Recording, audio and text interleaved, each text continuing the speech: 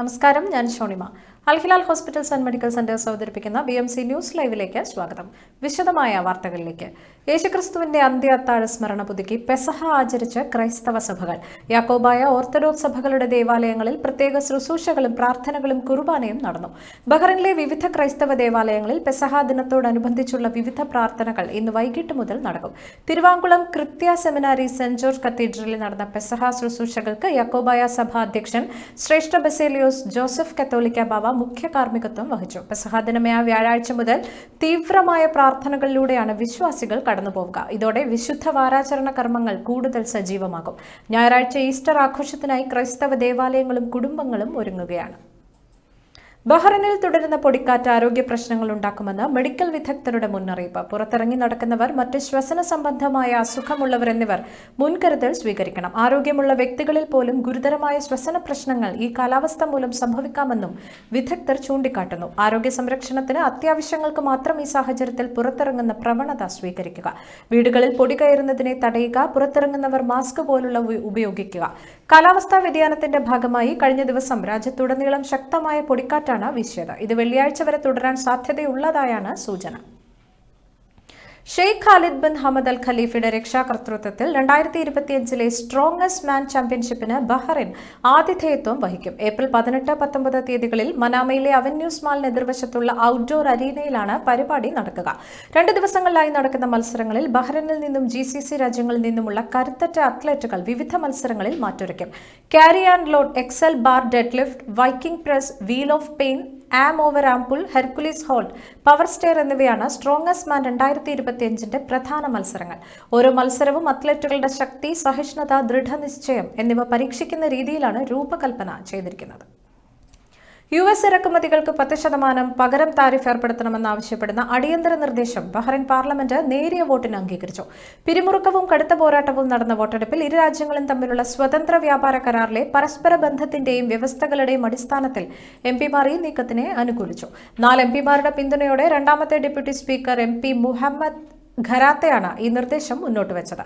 ബഹ്റിന്റെ പ്രധാന വ്യവസായത്തെയും വ്യാപാരത്തെയും ബാധിക്കുന്ന മേഖലകളിൽ FTAയുടെ ആവർത്തിച്ചുള്ള ലംഘനങ്ങൾക്ക് മറുപടി നൽകുക എന്നതാണ് ഈ ഭേദഗതി കൊണ്ട് ലക്ഷ്യമിടുന്നത്. Palakkad arts and cultural theatre സൗജന്യ മെഡിക്കൽ ക്യാമ്പും ലഹരിവിരുദ്ധ ബോധവൽക്കരണവും നോർക്ക ക്ഷേമനിധി പദ്ധതികളെക്കുറിച്ചുള്ള ക്ലാസും സംഘടിപ്പിക്കുന്നു.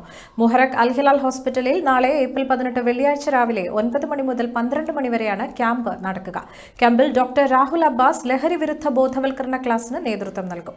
തുടർന്ന് സർക്കാർ പദ്ധതികളായ നോർക്ക, പ്രവാസി ക്ഷേമനിധി ആനുകൂല്യങ്ങളെക്കുറിച്ച് KMCC വൈസ് പ്രസിഡന്റും സാമൂഹ്യ പ്രവർത്തകനുമായ AP ഫൈസൽ നയിക്കുന്ന ക്ലാസും ഉണ്ടായിരിക്കും. കൂടുതൽ വിവരങ്ങൾക്ക് 39143335 അല്ലെങ്കിൽ 39143967 39808176 എന്നീ നമ്പറുകളിൽ ബന്ധപ്പെടാം.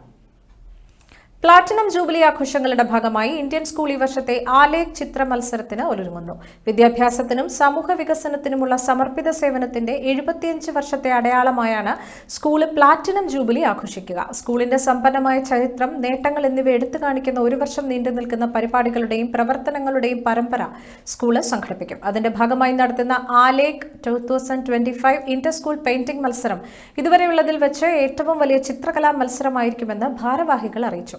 ഏപ്രിൽ 24-25 തീയതികളിൽ നടക്കാനിരിക്കുന്ന ആലേഖിൽ 5 മുതൽ 18 വയസ്സ് പ്രായമുള്ള വിദ്യാർത്ഥികളെ ദൃശ്യവർണ്ണ സൃഷ്ടി, പ്രജ്ഞ എന്നിങ്ങനെ 4 പ്രായവിഭാഗങ്ങളായി തരംതിരിച്ചിരിക്കുന്നു. പങ്കെടുക്കുന്നവർ ക്രയോണുകൾ, പേസ്റ്റലുകൾ, വാട്ടർ കളറുകൾ, അക്രിലിക്കുകൾ തുടങ്ങിയ പ്രായത്തിനനുയോജ്യമായ മാധ്യമങ്ങൾ മത്സരത്തിനായി ഉപയോഗിക്കണം.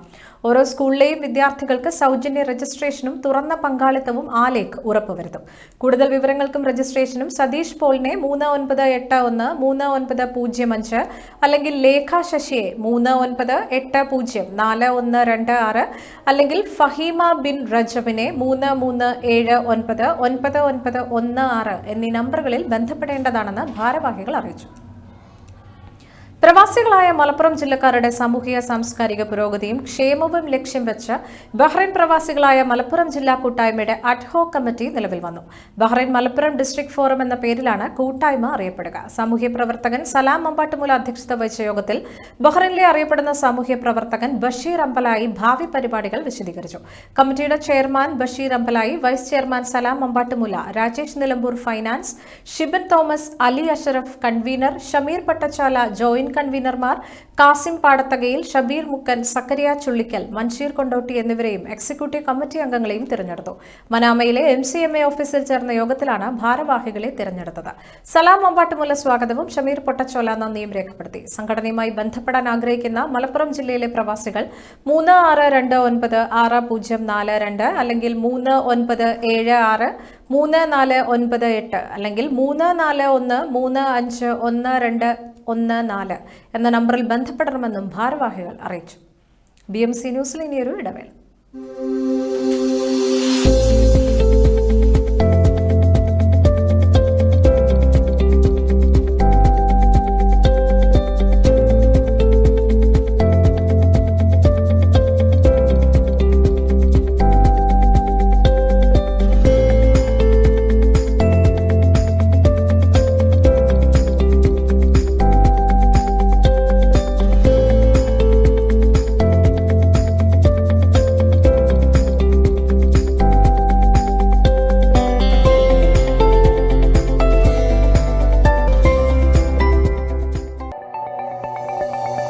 Our skin is the mirror of our soul.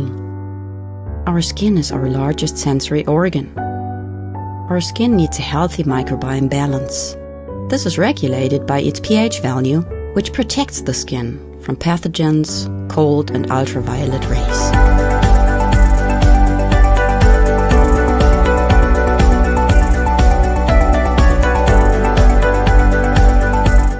Sebamed protects your skin.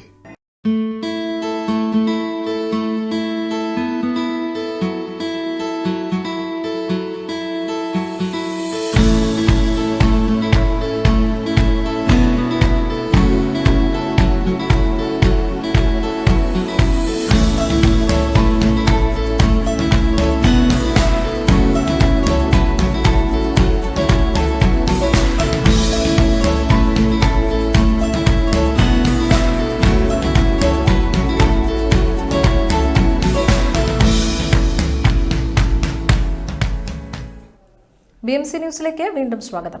വഖഫ് നിയമവുമായി ബന്ധപ്പെട്ട ഹർജികളിൽ വിശദമായ സത്യവാങ്മൂലം നൽകാൻ കേന്ദ്രത്തിന് സമയം അനുവദിച്ച് സുപ്രീംകോടതി. 7 ദിവസത്തെ സമയമാണ് അനുവദിച്ചത്. കേന്ദ്രത്തിന്റെ സത്യവാങ്മൂലത്തിന് മറുപടി നൽകാൻ പരാതിക്കാർക്ക് 5 ദിവസവും അനുവദിച്ചു. അടുത്ത മാസം 5-ന് കേസ് വീണ്ടും പരിഗണിക്കും. അതുവരെ വഖഫ് ഭൂമിയുടെ കാര്യത്തിലും വഖഫ് ബോർഡിന്റെ കാര്യത്തിലും തൽസ്ഥിതി തുടരുമെന്ന കേന്ദ്രത്തിന്റെ ഉറപ്പിന്മേലാണ് കോടതി നടപടി. വിഷയത്തിന്റെ ഇത്രയേറെ ഹർജികൾ കൈകാര്യം ചെയ്യാനാകില്ലെന്നും അടുത്ത തവണ കേസ് പരിഗണിക്കുമ്പോൾ വാദിഭാഗത്ത് 5 പേരെ മാത്രമേ അനുവദിക്കൂവെന്നും ചീഫ് ജസ്റ്റിസ് അറിയിച്ചു. വിഴിഞ്ഞം അന്താരാഷ്ട്ര തുറമുഖത്തിന്റെ കമ്മീഷനിംഗ് മെയ് 2-ന് നടക്കും. പ്രധാനമന്ത്രി നരേന്ദ്രമോദി മെയ് 2-ന് വിഴിഞ്ഞം തുറമുഖം രാജ്യത്തിന് സമർപ്പിക്കും. ഗവർണർ രാജേന്ദ്ര അർലേക്കർ, മുഖ്യമന്ത്രി പിണറായി വിജയൻ, കേന്ദ്ര ഷിപ്പിംഗ് തുറമുഖ മന്ത്രി സർബാനന്ദ സോനോവാൾ, സംസ്ഥാന തുറമുഖ മന്ത്രി VN വാസവൻ, വ്യവസായ മന്ത്രി P Rajeev, doctor Shashi Tharoor MP, വ്യവസായി ഗൗതം അദാനി അടക്കമുള്ളവർ ഉദ്ഘാടന ചടങ്ങിൽ പങ്കെടുക്കും. നടനെതിരെ നൽകിയ പരാതി പുറത്തുവന്നതിൽ വിമർശനവുമായി നടി വിൻസി അലോഷ്യസ്. പരാതിയിലെ വിവരങ്ങൾ പുറത്തുവന്നെന്നും ആരൊക്കെയാണ് വിശ്വസിക്കേണ്ടതെന്ന് അറിയാത്ത അവസ്ഥയിലാണെന്നും വിൻസി മാധ്യമങ്ങളോട് പറഞ്ഞു. പരാതി പിൻവലിക്കുന്ന കാര്യം ആലോചിക്കുന്നുണ്ടെന്നും പരാതി പുറത്തുവിട്ടത് സിനിമാ സംഘടനകളോടുള്ള വിശ്വാസ്യത കളഞ്ഞെന്നും നടി കൂട്ടിച്ചേർത്തു. ഒരു നടൻ സിനിമാ സെറ്റിൽ ലഹരി ഉപയോഗിച്ച് മോശമായി പെരുമാറിയെന്ന് വിൻസി അലോഷ്യസ് വെളിപ്പെടുത്തിയിരുന്നു. പേര് പറയാതെയായിരുന്നു വെളിപ്പെടുത്തൽ. പിന്നാലെ സിനിമാ സംഘടനകൾക്കും മോശം അനുഭവമുണ്ടായി. സിനിമാ സെറ്റിലെ ICCക്കും പരാതി നൽകിയിരുന്നു. ഈ പരാതിയിലൂടെയാണ് നടൻ ഷൈൻ ടോം ചാക്കോയാണ് മോശമായി പെരുമാറിയ നടൻ എന്ന വിവരം പുറത്തുവന്നത്. ഈ വാർത്തയോടുകൂടി ഇന്നത്തെ BMC ന്യൂസ് ലൈവിൽ മലയാളം വാർത്തകൾ പൂർണ്ണമാകുന്നു. ശുഭരാത്രി.